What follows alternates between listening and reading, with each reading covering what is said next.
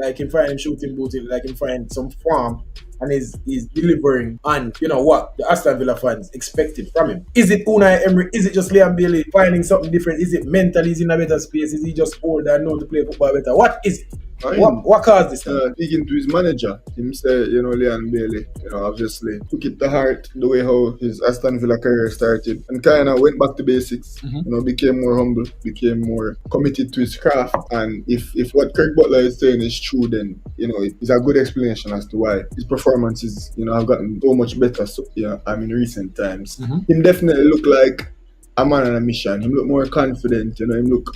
Well, Liam Bailey technically he has always looked good when playing for Aston Villa or when playing. Even when the goals now come, because even this season and the back in the last season, he was playing some good football. The goals never always come. Right now, as I say, him depend on goal scoring form, but goal scoring form not always mean